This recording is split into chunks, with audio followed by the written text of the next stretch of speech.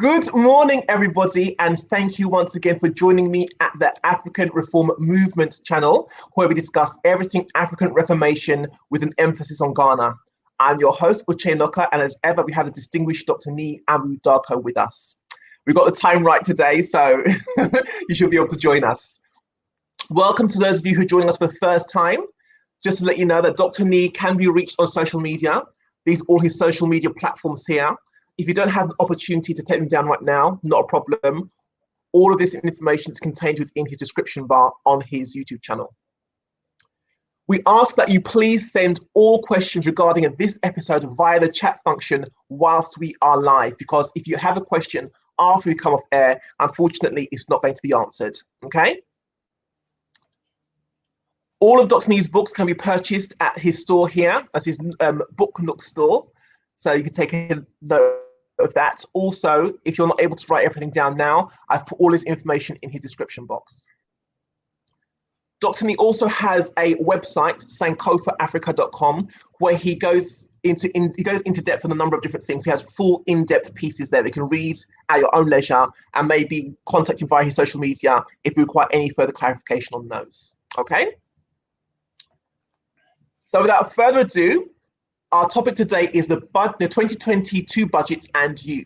What does the 2022 budget mean for the average Ghanaian? Dr. Nii, over to you. Thank you. Now you've become more than a Ghanaian, you know that.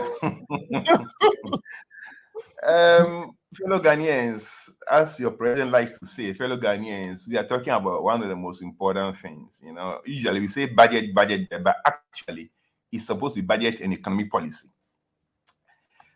I don't know where to start this topic because it's so huge. Whether I should focus on the budget and hit the government like they deserve to be hit, or whether I should talk about how I would have written a budget for Ghana if I were in power, or a bit of both, or my understanding of budget. So many sides to it. Reading 2 blistering articles on it already. The first one is Mr. Ken Oforiatta Aden. Aden means, what is the problem? Aden, what's the matter with you? And the second one is kill the decoy, kill the real McCoy, as Ken Oforiatta tries to dupe Ghanaians. It's a terrible budget by all standards. There are 18 taxes, new and all increase rates. 18 taxes. We have never seen such a budget in the history of Ghana. But guys, you know what? Few days before this budget was released, Goldman Sachs brought up a report in which they pilloried Ghana. They described Ghana as the riskiest among all junk-related economies for investors to lend money to. Junk economies. Junk. Yeah, junk. Yeah, junk. It's a euphemism for primitive societies trying to mess around. They don't know what they're about. That's how countries like Ghana and most of Africa is described. Anyway, which is what we are. Anyway, we got to rise up. All right. So we got to do the right thing. All right.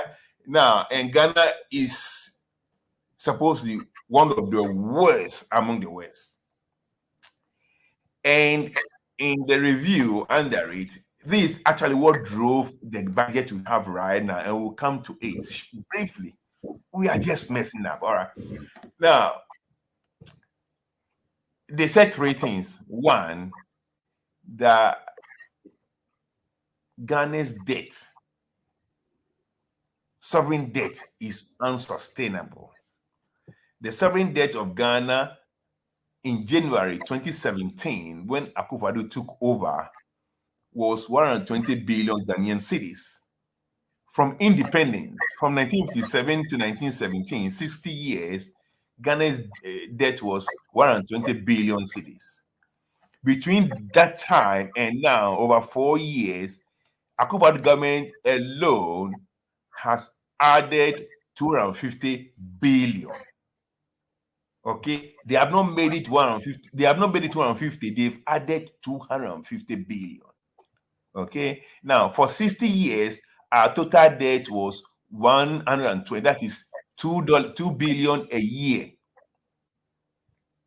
Okay, 122 billion a year. Cities, not dollars, cities a year.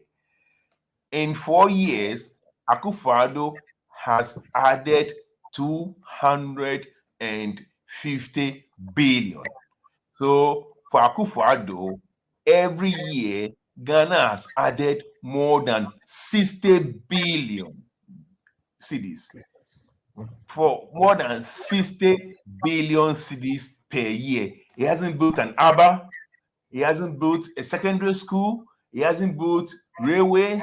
He hasn't built new highways. We don't know where the money has gone. But on top of the cocoa we sell to the world, the gold we sell to the world, all the things we export is accumulated 250 billion cedis in addition to the 120 billion it came to meet. This is a junk country, my dear Uche. Okay. And there's nothing to show for it.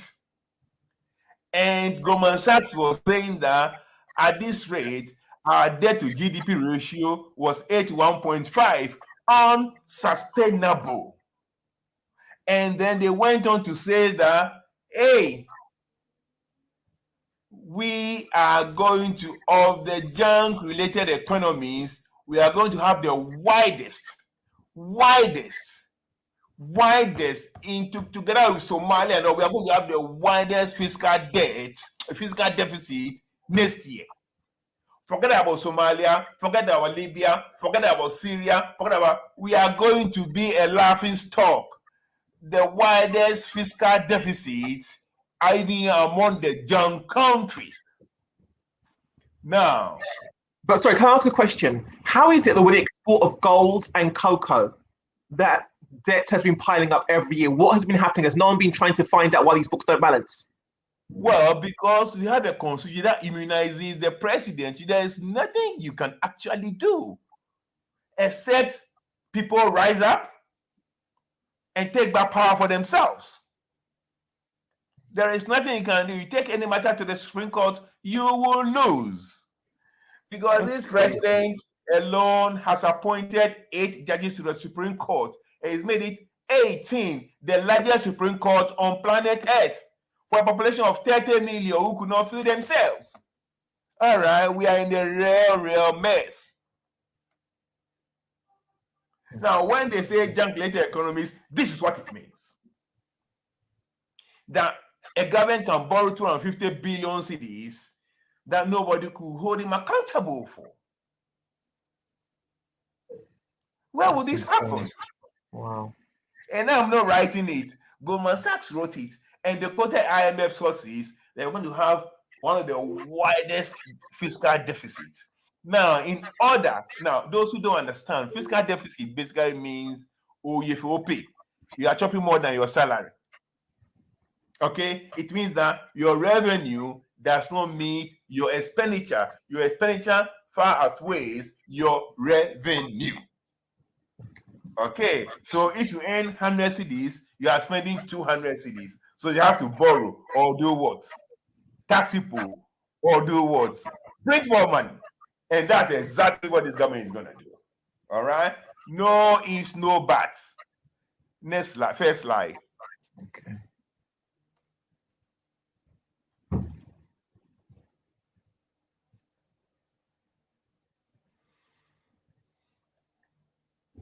All right. The 2022 budget and you. Now, I mean, I can talk about these issues even without looking at the slide because these are the things that matter to me. Okay.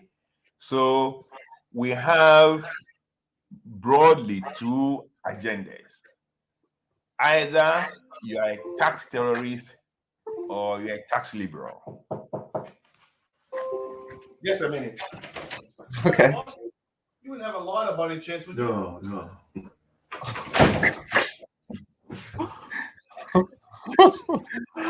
Oh my goodness. Yeah. The perils of live broadcasting, but never mind. No. You see, sorry, I have to let I'm on call, so I'm in a hotel room doing my call. Yeah. Somebody knock on my door.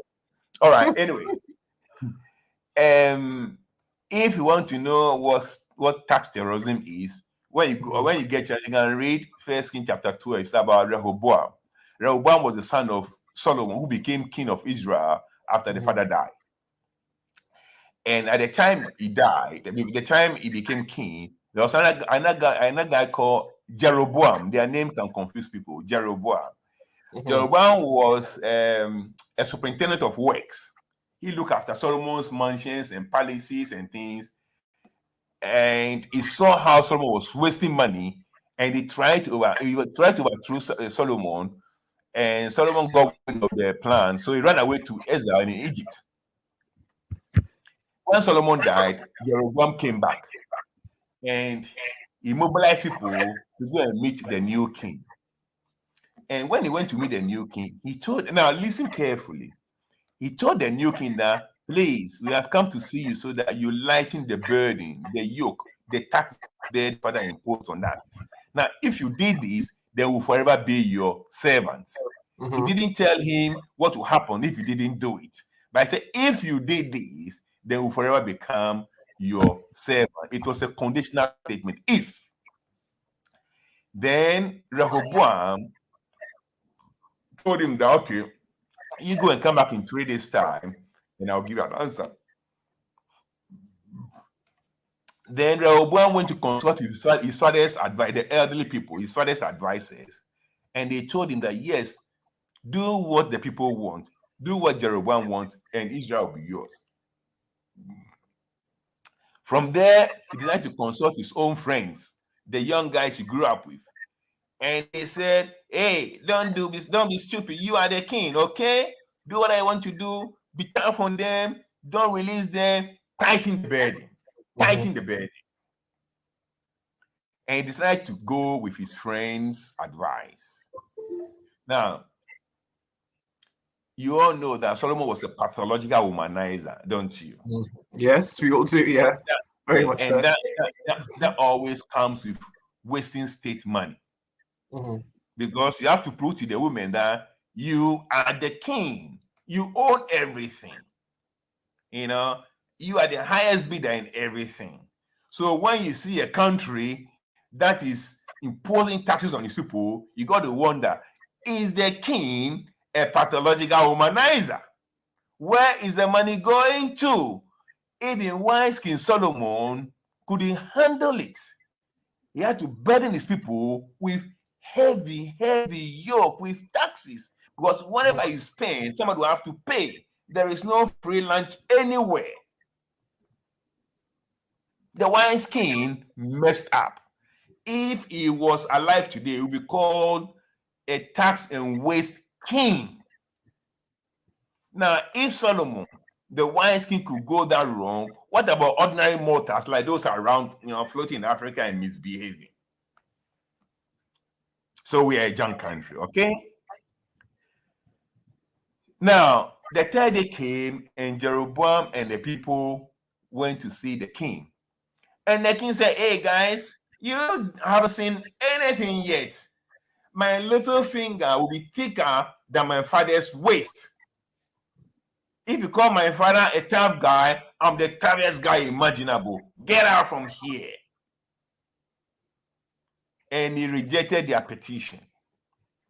And when the whole of Israel heard about it, they rebelled. The people always reserve the right to rebel when they have tax terrorists in power. Okay? The people reserve the right to rebel when you have tax terrorists in power. The people rebelled and they took the kingdom from Rehoboam. Now, I'll make it brief here. The 12 tribes, only 2 remain because God had said before that he would take the kingdom out of the house of David, but because of his servant David, and the holy city of Jerusalem, you give them 2, and that was Judah and Benjamin. The kingdom was divided, and power was given to Jeroboam. He got 10 kingdoms, the northern kingdoms, and the 2 southern kingdoms remained with Rehoboam. Now, when the people rebelled, Rehoboam sent his finance minister called Adoram to go and collect money, and he was stoned to death. So when presidents send finance ministers, corrupt and deceitful finance ministers, they could be stoned to death. And I'm saying that this happened 3,000 years ago. We haven't changed. When you impose 18 new taxes on the people, you are a tax terrorist. Or you can go the liberal way. And a key component of the liberal way is what they call nudge economics or nudge theory. It's an aspect of behavioral economics where people behavior, you try and give them some sweetness and see how it shows clearly that when you give people some sweetness, you reinforce good behavior. I'll give you one simple example. Now, I'm not hitting at the budget per se. I'm talking about budget formulation. The things that go into making a budget part of economic policy, not just borrow and spend, borrow and waste, but how you frame the budget to realize key objectives. We'll come to other slides shortly. Nudge theory. A simple example is this. When I went to class 1 primary school, we had 99% of pupils in the public system and only 1% in the private sector. The last time I checked, I think 28% are in the private sector and 72% in the public sector primary schools. That's a huge jump, probably uncomparable to any country in the world. That tells you something. That tells you that the emphasis on education has changed or is changing. Now, how do you capture this mood and make it into a policy? So then, you know that even the 72%, which is still in the public school, if they get a chance, some of them may move out. All right. So now, let's put it this way. Government spends 1,000 cedis each year, okay, on each primary school student in public school. Mm-hmm. What will happen if, for instance, government then says that, all right, of all children who go to private school, their school fees can be tax deductible. You realize that immediately consumption will change, and this is one key power of tax. Tax changes pattern of consumption. And that's why these low-lifers don't understand that when you impose a tax, it doesn't mean that people will obey it. What it means is that people's consumption may change. So you impose a tax on beer, and people may stop drinking beer. Or you impose a tax on something, and people will stop doing that. And you never realize your objective. You never get the money you think you will get. Because people are no fools. If you say that mobile money transferred, you put the tax on 1.75 tax on 100 cities or whatever, people will start transferring only 99 cities. Mm-hmm. Because people are not stupid. And what happens to these people is that at the end of the day, they plan their budget on a certain expected revenue, and they never achieve it because people's consumption change. I mean, people's consumption will change when budget, when taxes are imposed on them. But with nudge theory, you try and again change their behavior by in a positive way. So what will happen if you know that you could deduct your child's school fees at the end of the tax year? Then there is an incentive to report your tax and to do your tax clearance. So you can have a situation where people who before then were not actually doing their time. Ghana, I don't think more than 30% does their tax clearance anyway. Those working in the informal sector, they don't care because there's no system to capture them. You realize that now this will say, oh, hey, so these schools I'm paying to my child, if I decide to kill my taxing and this, I could take the money back. It's part of nudge theory. You want to change people's behavior through positive feedback. Now, and because of that, we have the people, the tax terrorists and the tax liberals who believe that the best way is to release people and let them be friends to the tax system. Let citizens be friends to the tax system, not enemies to the tax system. Once you make the enemies, they will find ways of evading tax. And you put in mechanisms and machinery and bureaucracy to track them, which is more, and you spend more money tracking them than you can ever get from them. Total loss. So, Dr. Nii, you've got a question here from Sheikha. Says, so you advocate tax cuts? Of course, yes. Of course, yes. In different ways. In different ways. Of course, yes. And we'll come to that. Next slide, please. Okay. Oh my God, time is going. Who is the budget for? The state or the citizen? Who's the budget for? So now you're asking me that if I were in charge of Ghana, where would I place my emphasis? Okay, most people know me that I'm the 80-20 guy, okay? I'll split the budget into 80-20, 80 for the citizens, 20 for the state. So if I have 100 million to spend, 800 billion to spend, 80 billion will be for the citizens and 20 billion for the state. Now, when I say that, I don't mean the president and the police, I mean the whole state apparatus. The executive, parliament, judiciary, foreign services, ministries, everything, 20%. And you have to manage the 20%. Okay, and that means that you're not going to have 275 members of parliament in Ghana with 50 billion GDP, whilst they are around 15 in Australia with 2 trillion GDP.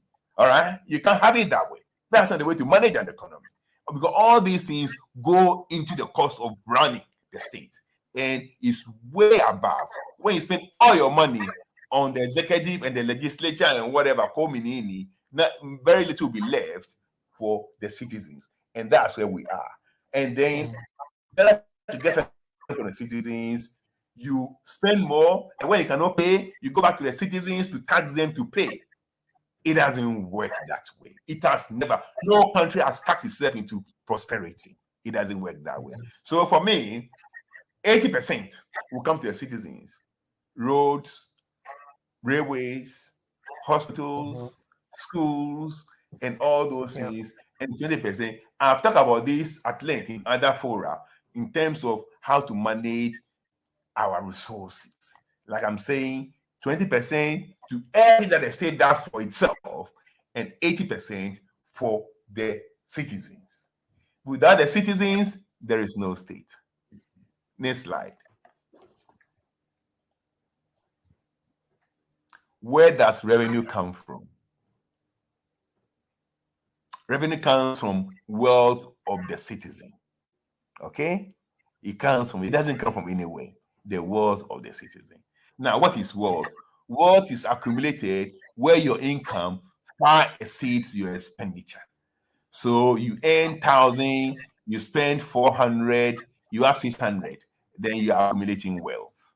Okay. Now, these losers, these low lifers, they don't understand it.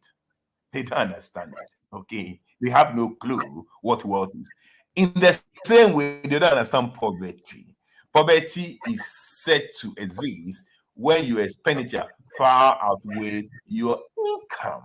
So you spend 1,000 and your income is 400. You are negative 600. Now, when somebody is in that situation and you impose more tax, you are what? Increasing expenditure. You are increasing expenditure. And it comes to a point where the person will say, enough is enough, and something else happens. We have history is full of examples like that, and we are moving there slowly as a nation. Revenue comes from the people. So before you think of taxing them, you have to think of how much they are making as a people. Today, I asked a friend of mine who was talking to me. I said, the issue is not taxation. The issue is what is being taxed from. Because now, if you earn 400 cities and you pay no tax, and I come and tell you that, hey, I'm going to increase your productivity to 1,000 cities, but then you pay me 200 as tax, which one will you prefer? Do you prefer the 400 with no tax or the 1,000 with 200 tax that will leave you with 800? I said, oh, I prefer the 1,000 and pay 200. So let's say that's what it is. You can't talk about tax without wealth. So when you have the country where the minister or the president doesn't even know the number of the unemployment rate, whether it's 40 or 50 or 60, you can't talk about tax. So why are you taxing? For what? So if you have such a high unemployment rate and you calculate that, and you have the finance minister telling the whole world that out of 30.8 million Ghanaians, only 2.3 pay income tax, you know that he's either a moron or he's a liar. Because no country in Ghana, those who could work 18 to 60 years, they form only 46%. So only 14.2% of them could actually work. You cannot say that the 14.2% of those children who were born yesterday should be paying tax. So you cannot quote the total population. Nobody works like that. Only a segment of the total population could work by law. So why wouldn't you quote that number, rather quote the whole population, as if 90-year-olds should be working and paying taxes, as if 2-year-olds should be working and paying taxes, because you are a liar or you don't know what you are doing. Now, in these 14.2 million, how many of them are actually working? How do you say the unemployed is not paying tax? And therefore, you have to increase indirect taxes somewhere else to make up for that. Where's the sense in that? The person is not working. So before you talk about taxes, you have to talk about wealth. You have to talk about employment. In Australia, where in October, the unemployment rate was 5.2. Okay, and everybody was up in arms. Well, in September, it was 4.6. It's increased by 0.6%, and the prime minister popularity dropped. So that's not a young country. Okay, Uche. I know you are a Pan-Africanist nationalist. When you hear those things, no, we are. I didn't say anything. I didn't say anything. I know. So, what is my junk? Yeah, we are junk though. We don't even know the number of, we don't even know the unemployment rate. 4.6. That is out of 100 people who should be working, only 4.6 people are not working. And then 5.2, and everybody was up in arms. 5.2. 5.2. So everybody pays tax.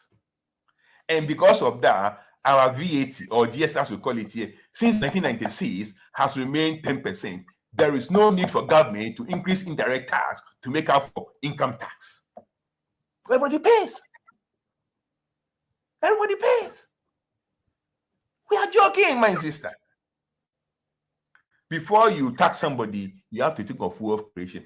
When you have a budget, that does not tell the Gary seller how his stock could be sold, how a monthly income of 100 cedis could be increased to 300. so that you could pay a little bit to government for the roads and things like that, it is a failed budget. Okay, if you could not tell the one who waits Batakari in the north, the smoke, how you could help him sell his stuff so that his monthly income of 100 cedis will become 500. But then you say that you are going to tax him, you're going to place tax on his money transfer, then you are a criminal. You are a Talibanized criminal. Because tax comes from wealth. Create wealth. Tell them how to create wealth. And that is all these things feed into the structure of the state. I've told people several times, the way forward for Ghana is not decentralization, it's federation. Because you see how these things work in the federal system. I see it in Australia in the federal system. And one day when they asked Dr. Agri, Doc, when you die and you come back as a white man or a black man, do you know his response? No, I'll come back as a black man and I'll teach my fellow black men the right things I've learned from the white man. This is on the right things, how to manage an economy. Wealth, once I can make Uche £10 a week instead of £500, if I go to that, this extra £500 that I've created for you, I want you to give me 10% or give me 20% as tax. Uche knows that I've made her wealthy.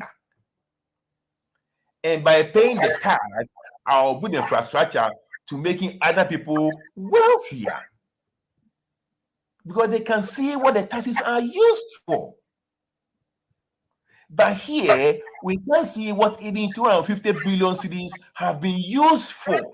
So why would people pay tax? Next slide.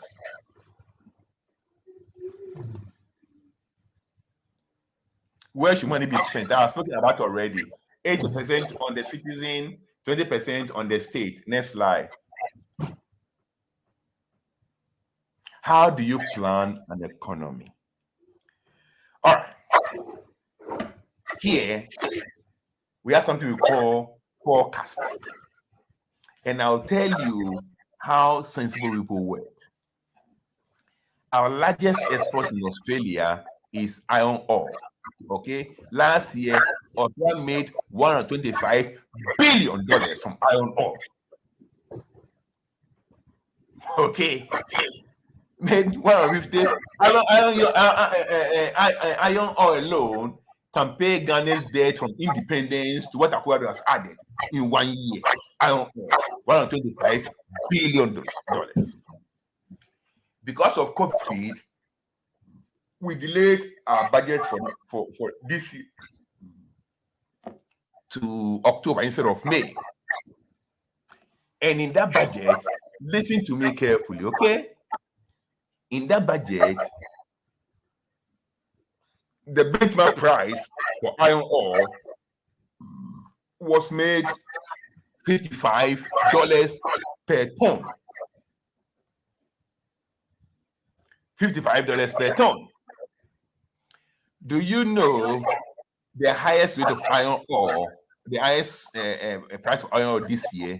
It was $234 per ton in May. $234 per ton in May. Then, of course, it's come down a little bit. I mean, it's come down. The last time I checked a few days ago, it was 120. Even 120 was more than twice the figure the government used to do its budget. So there's a windfall. Windfall of almost $50 billion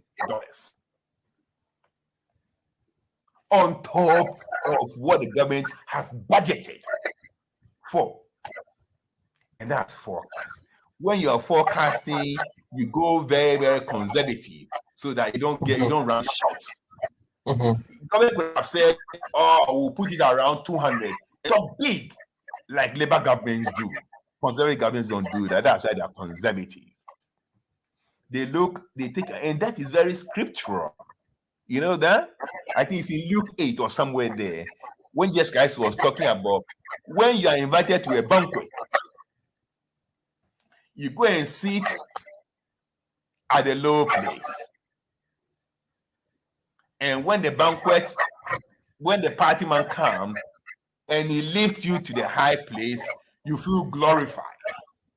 Okay? You feel glorified. But if you go and sit at the high table and the guy comes and he comes with other people and he says, no, this is not your place, go down, you are drowned in shame. You become a junk-related economy because you have overestimated yourself and your income and your importance. Wise people always underestimate. And when it overflows, or like we say it in Ghana, you know, when the rioting happens, it overflows, it runs down, it spreads everywhere for everybody to get part of it. That's how you plan. When you're doing forecast, that's how you do it. But in Ghana, it's not like that. The budget, the revenue they are put out there, they're not going to get 100 billion today, they're not going to get 100 billion tomorrow.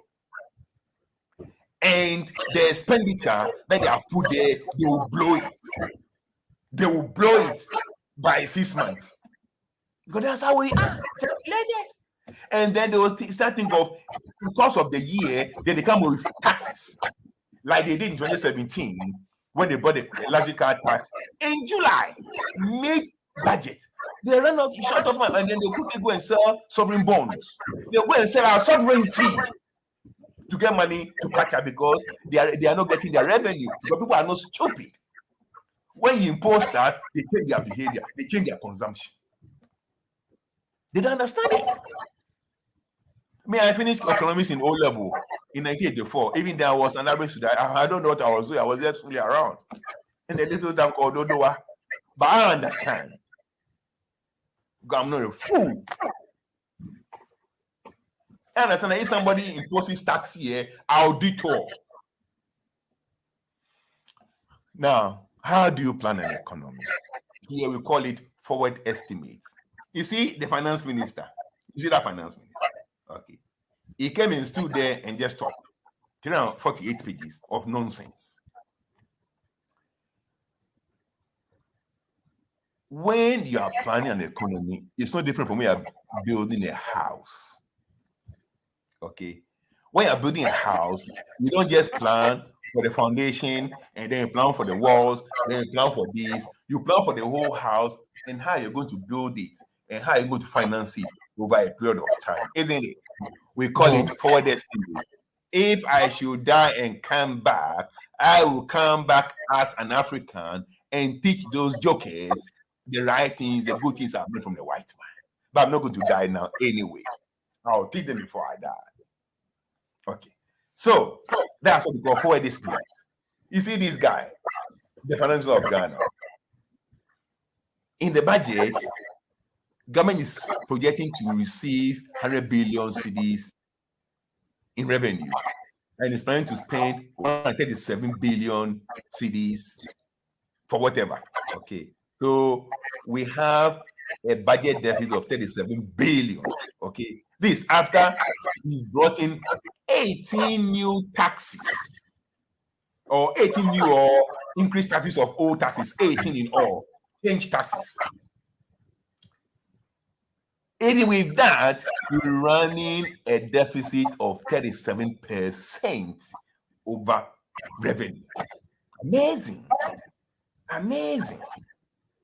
But if this guy understands planning, he could come out with what we call forward estimate, where this 37 billion will be spread over 4 years, so that it's going to be maybe 10 billion over 4 years. That will help our cash flow. They don't understand cash flow. You don't plan like that. Now, I'm telling you, don't get 100 billion. Okay? Don't get 100 billion. And I'm telling you, spend what I want 37 billion. And you know what's going to happen? Bank of Ghana will print more money. okay, and inflation will be on steroids. And what's going to happen? The cedi will fall against the dollar. It will be in a mess. I'm telling you, if this budget is passed in 6 months, our cedi will be 8 to the dollar. Because they're going to get the money. And like Goldman Sachs said, Ghana is the riskiest for investors to fund it. They'll go and sell the sovereign bonds there, and nobody will buy. Or if people will buy, they want a yield rate of 40% or something ridiculous that future Ghanaians cannot pay. They are joking. This is a Rehoboam government, and the people must rise. If sorry, Doctor, can I just interrupt you here? I don't know if you're going to say it later on. If you were the one setting the 2022 budget, let's just say you're in power and you were to set it, what would you do to start to turn the economy around? Oh, that's very simple. I think it's in the next one, right? I'm not sure. I'm the slides. Because you see this slide, I just wrote there because this I can talk about this for the whole week, continuous. Mm-hmm. But if you give me 100 billion, let's assume this 100 billion cedis is without the taxes. Mm-hmm. Okay, I've got good 100 billion. I'm not going to spend 137 billion. No way. I'll probably have a budget surplus because I'm going to cut the state, the bureaucracy. I've said it before. I'll run my government with 25 ministers, not the 120 whatever we have today. And that's a huge saving. I'll run my government with 100 members of parliament, not 275. Okay. Now, I'll run my government with 7 Supreme Court judges, not 18. I'll run my government with 25 embassies and trade missions, not 53 or 55, whatever they have there. I'll change the whole state. They don't know what they are doing. I have said that I'm going to run 5 regional embassies or high commissions in each continent. 5 continents, only 5. Ghana has no foreign service imperative for us to have embassy everywhere. What for? In Serbia, in this and that, in Burundi, whatever. What are we doing there? Okay. Mm-hmm. So you have one for Central Africa. Looking after 5. You have one for Southern Africa. Looking after 5. I mean, in Southern Africa, even in South Africa, as we speak today, right now, as we speak right now, South African, what do you call that place? Their Reserve Bank. You have the round monetary zone.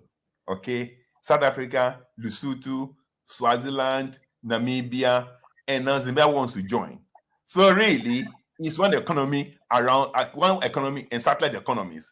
So why do you have to have embassy in all these jokers in these states? One, to take care of them. Australia has 3 embassies in Africa. 1 in Kenya, 1 in Ghana, 1 in South Africa, or 4, and 1 in Egypt. One, as they said, because Africa contributes less than 2% of world economy, we can't spend more than 2% of our foreign services on Africa. What for? Thinking. If you spend 2%, if you are 2% of the world economy, why must somebody spend 10% on embassies in your country? You're not part of the world. They just bring some representative just for whatever. In Ghana, they want our gold and our mineral, so they'll come there. They want somebody in East Africa, they want somebody in Southern Arabia, they want somebody in North Africa. Case closed. We have everywhere. Everywhere. So if you ask me that if I'm in charge of Ghana today, I'll tell you 80 billion will go into building roads, schools, hospitals, stuff like that, and 20 billion will run the whole state, including foreign service. Case closed. We're not going to borrow 1 cedi from anywhere.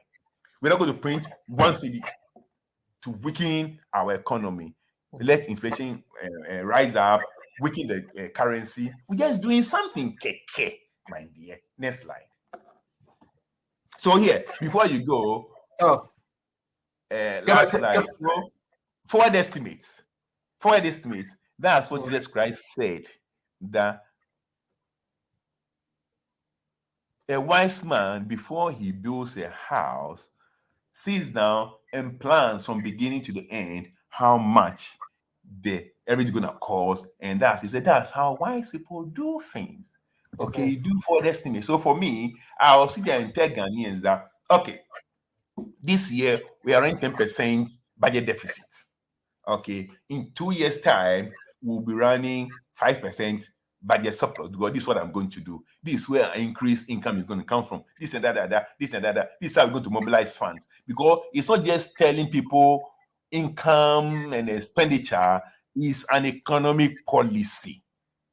Okay, you tell them the things that will push the economy. I'm not just talking by heart. You create 1 million jobs when you haven't created 10,000 in 5 years. Just talking by heart. You haven't built anything. You will tell people that if I construct road, 500-kilometer road, 600-kilometer road from here in Accra to the border of Burkina Faso, 600 or whatever road, this is the economic outcome of it. This is what's going to happen in terms of the economy. So I'll build this one. It will cost me so much, but I know that in 4 years' time, we're going to get the money back because of A, B, C, D. That's economic policy. Okay, the forward estimates. You estimate that for the term of this parliament, which is 4 years, this is what they're going to do at this rate. People say, oh, okay. Yes. So even if they are tightening their belt, they know that tightening belt means that there will be harvest time. Okay. A wise man, when you give him 1 5 kg or whatever of corn, the wise man will plant half and will eat half. And he'll tell his children that, hey, we go to tithe, but once we plant this half, I'm telling you that in 1 year's time or whatever, when it grows, we'll have more than abundance to eat for the rest of our life. A foolish man will eat all and will start begging. So you plan, we call it forward estimates. Forward estimate. You plan that, okay, from the look of things, if we can improve. All right, next slide. Okay, here. Fiscal repair. Fiscal repair means that you are turning budget deficit into budget surplus. You are repairing the fiscus, the basket of the state which is leaking. You are repairing it so that money doesn't leak anymore. It's called fiscal repair. There was no mention of fiscal repair in the hopeless budget produced by the hopeless minister. Next year, by this time, they will have to, if they are still in power, they have to bring new taxes to make up for their Solomonic, grandiose, extravagant lifestyle. I'm telling you, it's getting worse every year, to the point that IMF said we are going to have the widest fiscal deficit in any, that's the word, in any junk-related economy, or what they call the emerging markets. Yeah. And there's no plan to repair it. Rather, they are taxing people more. What they don't understand that when you tax people, you sequestrate money from the system. Okay, so you made the citizens poorer, you made the system poorer. People will find ways to beat it. And you have to employ people and whatever to try and change those who are beating it. And that will cost you more than if you do not do that. So to start, lower tax rate. Okay. When you lower tax rate, you increase wealth and spending. Let me tell you what has happened in Australia in this COVID. In the past financial year, and since the COVID, the Australian government has spent $89 billion so that people could spend the money. They call it work keeper and work something. Work keeper and work saver or whatever. They were even paying companies to keep their workers still on their payroll. And you know what? Because they don't want that disruption to increase the unemployment rate, because it gives less confidence to the market. My sister, we are joking, okay? Yeah, we don't understand anything. They give people employed and pay the company to keep them employed so that our unemployment does not go through the roof, believing that COVID will end, everything will bounce back, and everything has bounced back. And the economy hasn't gone through recession because people were spending. We don't understand these fundamentals. If you sit at home and they give you $750 a week, no, I mean, as a matter of fact, before the pandemic, the minimum wage was 772.60. So government came close to giving all those who couldn't work the minimum wage, $750 a week. That's a lot of money. It's cost the state $89 billion. What was Ghana's budget? Total by 28. With all the borrowing and for all the taxes, it's about 22 billion. Young country. Hey, Pan-Africanist, your base is a young country, okay? All right, so now, when you do that, people spend the economy, then the wheels don't stop, the wheels keep turning, hoping that COVID will end. COVID has ended now. We've opened our international borders. We've literally taken interstate border closures, and once people have increased wealth, then there's also increased investment. If your tax is lowered, when I came to Australia, the marginal tax used to be 47% and used to kick in at $120,000 per annum. It's been reduced to 45%, and now it kicks in at $180,000 per annum. So people who were paying the marginal tax before at 47, at 120, they're now paying about 30%. You reduce their tax, so you increase their wealth. Company tax, when I came here, was 30. I think now it's 26 or whatever. So companies get more money and they can reinvest and employ more people. So when the whole world was crashing around, for 28 continuous years, Australia has not had a recession. Not when the GFC, even not even the GFC. You know what? When the GFC, for the first time in my life in Australia, I got a check from the government, $900, where they give money to everywhere to spend, to stimulate the economy, so you don't go into recession. They were not taking money from people. Well, look, just stop it. I got $900 check from the government. I didn't even solicit for it. I was there. I just came to Mark. I said, from where? Then I saw the note under. Spend the money to stimulate the economy. Don't sequester money from the people through taxes. We don't understand it. We just don't understand anything. All right. Increased investment means increased production, and it means increased employment. And then when more people are employed, you increase the number of people who could be taxed, isn't it? If last year 8 people were working and you tax them 10%, okay, and you go 80 cities. If today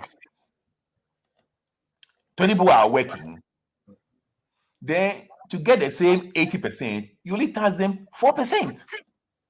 And that's why sensible economies keep reducing taxes, because more people are working. So then they spread the tax burden, the income tax burden on everybody, and everybody gets to pay less each time. But when unemployment is rising, and you decide that the way to solve it is to punish those who are already paying income tax by adding more to indirect taxes like consumption tax, then you are creating problem. Because when you sequester that money from the system and more tax, there will be no more wealth to invest to employ people. Economics 101. I knew this in Form 4. What you do is that if you have a 5-bedroom house, okay, and you rented 2 out, and the 2 people are coming, look, the rent is too much.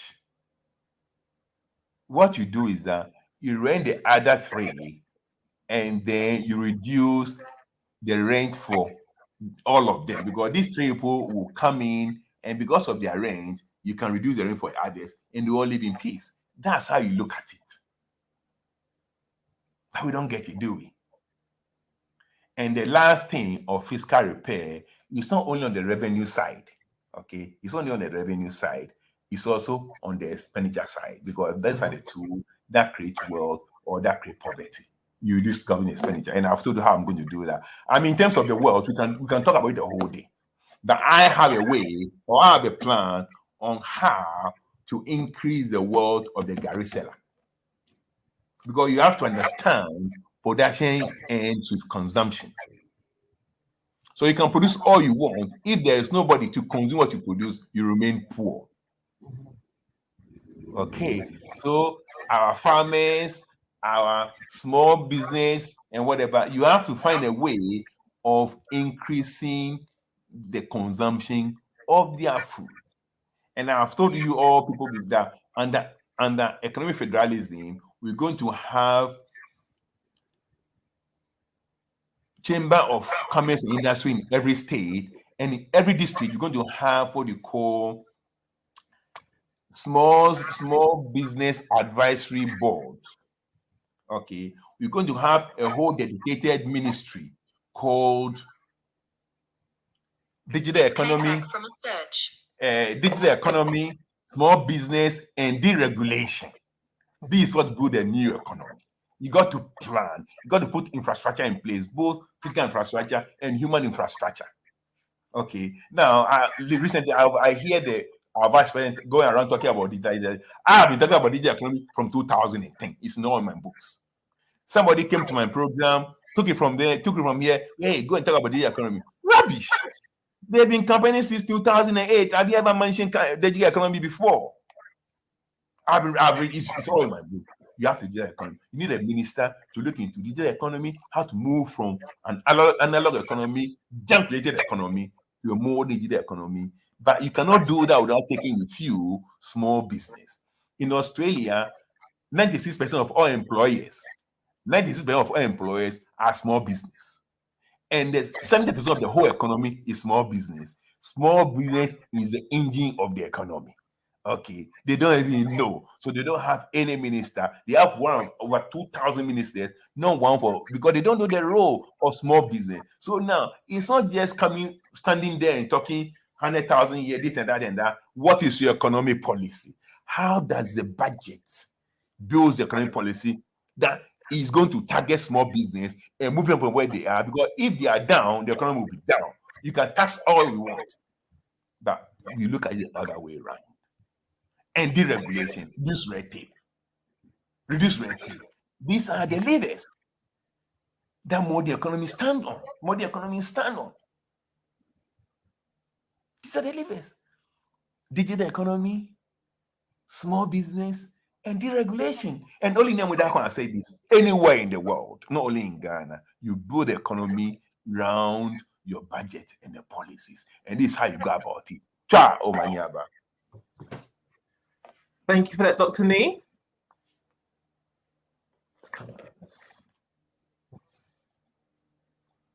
Okay. So I hope those of you watching were able to really digest that. Like I say, if you can't, or if there's a lot to take in, because there's a lot to unpack and digest there, please feel free to go back and watch this video again. Okay, right. We only have the one question that's from Shika. Oh, and we no. already answered. Yeah, I already answered that question already. So yeah. That's it. So so just back. So I still don't quite understand how it is. I mean, I know you said that people aren't held to account, the government and everything isn't held to account, but that's a huge amount of money. With knowing that gold and cocoa are your two biggest exports, two of the biggest ones, and there's no accountability as to where that money went and how the country been plunged into billions of dollars of debt each year. Was there no inquiry, nothing? Does no one know what's happening? No, there's no such a thing as inquiry. You are in UK, so you know how Parliament works. Mm-hmm. Okay, you have question time there. So Prime Minister is accountable. He's right in Parliament. All right. So now everything, all this I talk about boils down to what? Good governance. And that Obama said that, make no mistake, development depends on good governance. And that's one single ingredient which is missing in so many places in Africa for so long. So once you understand that, then the questions all become answered. Okay. In UK, in Australia, a prime minister cannot just decide that he's taking 337 people to Glasgow for a Tokoklo. You know what's called Tokoklo? Tokoklo conference. Climate joke. Okay. Absolute joke. They stood there, they were out there, and Indian told them that, you know what? I want my people to live like you people. And it take us 50 years, half a century to reach where you are. And for that reason, I'm not even thinking about stopping coal, because coal is poverty alleviator. And India produces 8% of global emissions. The whole of Africa produces 2%. And we can talk. Fools. And I say, forget about it, okay? You have used coal for 200 years to get to where you are. You're not telling me to stop, are you? You're not telling me to stop. If you've created a mess or whatever you think is about climate, fix it. I'm not part of the problem. I'm not going to use coal to get to where you are. Then we can start talking at that point. Okay. If India, listen to me, Uche, if India that produces 8% of global emission, Africa produces 2%, we are Africa and India about the same population, 1.3, 1.4, whatever. And they're going to take 50 years. Then we are going to take how many years? 50 times 4, 200 years. To stop coal. I don't even think about it. We need coal. You have to do the mathematics. How much energy you get from coal and how much energy you get from one of those jokes. What do you call them? Solar, whatever. Solar power. You're going to use solar power for aluminum smelter? Are you crazy? How are you going to do that? You have to cover the whole Ghana with panels to generate the amount of energy. Or you have to use nuclear. We can't even dispose of our human excreta, let alone human nuclear waste. Are we joking or what? Look, go ahead. What I'm saying basically is this. We have a lot of work to do, but we don't even seem to understand the work that there is for us to do. A government in Ghana took 337 people to Glasgow to do what? Africa is not part of the equation. And Parliament could not hold him accountable. And they stayed there for 2 weeks and plus, or whatever. And the Australian government, Australia, that exports, is the #1 world coal exporter. 35% of all coal exported in the world comes from Australia, 35%, more than a third. And this year, Australia has outstripped Qatar as the #1 exporter of liquefied natural gas. Okay, so the two big emitters come from Australia. #1 coal, #1 LNG. And the Prime Minister went there with his entourage after going to the G20 summit in France. Is it in Rome? In Rome, they went there and they spent 2 days in Glasgow. He said what you want to say and left. 98 people, 2 trillion economy, #1 producer of coal, #1 producer of coal, #1 producer of iron ore, #1 producer of what do you call that thing? LNG. 2 days out. They went there, they said, oh, you want to reduce methane. You know methane, right? Methane is another gas that is produced by livestock mainly. All right, Australia has got 22 million cattle, all right? 22 million cattle. Australia emissions, 11% of Australian emissions, 11% of all Australian emissions comes from livestock. More than what Ghana produces, or in fact, more than what all of West Africa produces in emission comes from livestock. And they say, oh, reduce livestock emission by 30%. Australia gave them the middle finger and left. It's not going to happen. They can win, it's not going to happen. So I say, you're wasting my time. China will produce about a third of world emissions. It's not here. Are you joking? Me, I should cut my livestock emission by 30% so that what my farmers eat. But Ghana went off 337, and you're telling me that they're going to be able to stay within, they're going to be disciplined. Yeah, we are indisciplined. What are we doing there? We produce less than 0.01% of global emission, less than 0.01. You know what? Next topic. Next question. Okay. Ask me the question you want to ask me. We are too So, stupid. So with the upcoming 2022 budget, is that where the extra 18 taxation things are coming? Yes. Okay. Yes. I mean, So, they're either new taxes or increase rate of existing taxes. 18.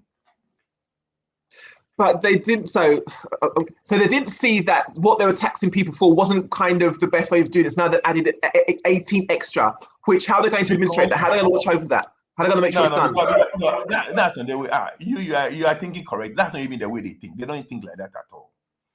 They have put their own extravagant lifestyle and whatever they want into expenditure, and it's come up to 137 billion. Now they have to look for money to meet that expenditure. That's how they think.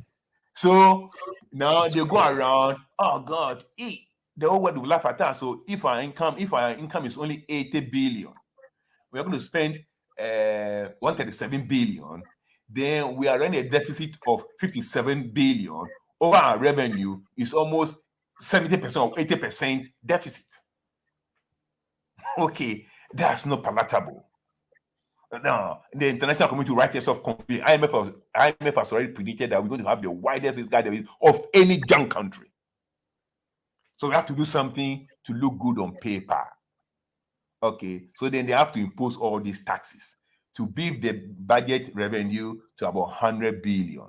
So it doesn't look so it becomes only 37% deficit. Okay, now they know they won't get that money.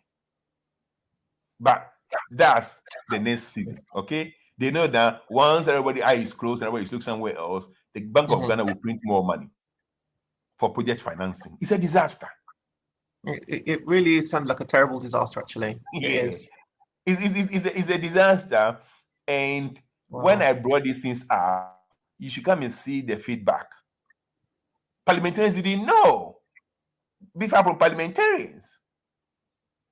They don't even understand. You know, it's a complete joke. I'm telling you, it's a complete joke. Okay, well, Dr. Nii, I'd love to stay and talk more about it, but we've gone 1 hour and 7 minutes. It's one of the longest ones. Yeah, so thank you again for that. I'm going to go back and rewatch it just so I can listen to what you're saying again about certain things, because the cocoa and gold thing really threw me, because for me, that's your saving grace.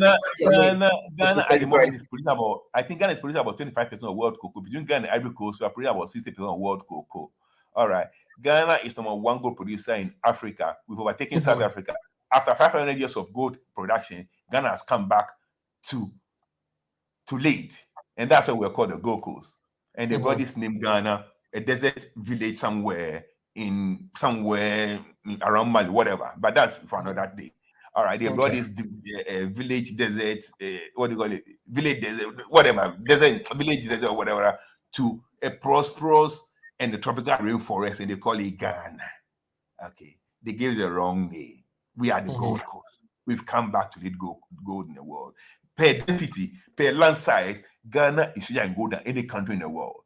Not even China, the largest producer. And that's why at the beginning of this year, officially, we have 700,000 Chinese in Ghana because they know this is where the gold is. Okay, I'm telling you that by now we have more than 1 million, and China, by law, is the fifth largest ethnic group in Ghana now. Wow. Yeah, we are a mess. That's very sad. That's very sad. I'm telling you that we have more than 1 million Chinese now, and when you look at it, probably it's about the fifth largest ethnic group. In 10 years' time, Chinese will be the swing voter. They will be deciding who wins election in Ghana. Well, if you get in, Dr. Nii, you can reverse all of that. So that's why we're doing this. No. Use the word when. Say when I get in. When I get in, I'll stop. Okay, when? Okay, that's it. Yeah, that's it. When you get in, you reverse all that. People don't know. They just walking around. China knows that when it comes to gold density, there's more gold in Ghana than any country in the world, because look at our size. Ghana is, I said it 2 times the size of Ghana, but only produces probably twice more gold than Ghana or something like that. So when it comes to that, Ghana is richer 16 times in terms of gold than Australia. Look at Australia. Look at Ghana. Yeah. Look at what the white man did with gold. Look at what the white man did with gold in South Africa. The black man It's about came having there. the knowledge to adequately administrate your resources, but having the knowledge as to what to do, how to properly do that. We need people to know how to do that, how to properly administrate the resources in the country, so it's not like other people coming into hoard. But then you can't really blame them though, because if you have the knowledge as to what to do with it, you're going to come and take from those who don't really know what to do with it. You're going to do that. The painful thing is this: we tend to blame everybody. We tend to blame the white man. We tend to blame Christianity. We tend to blame everything for our predicaments. But I'm telling you that China is neither white nor Christian, but they are coming. The first European ship to land in Ghana was 1472. Okay? And it took over 500 years to Europe to colonize Ghana. Colonization ended in colonization was complete in 1902 from 1472. Over, I think, 530 years before every part of Ghana was effectively under European control, under British control. Okay, 530. With their whiteness and with their Bible, it took that long. 530 years. 1472 to 1902. I'm telling you, it will take 53 years for China to colonize Ghana if I do not come in. It's neither Bible nor whiteness. It's power and common sense. Okay, let the low lifers fool around and they'll be colonized by China. But thank God, I'll step in. Dr. Nii, thank you again. Thank you for joining us. Thank you for those of you who are watching online. Thank you, Shika, for your question. Much appreciated. We'll be back again next Saturday at 11 a.m. I would advise you to go back and re-watch this video so I can really soak in the points and really pay attention to the key points that Dr. Nii raised during this broadcast. So that's it from us. Thank you, and we'll see you again next Saturday. Bye-bye.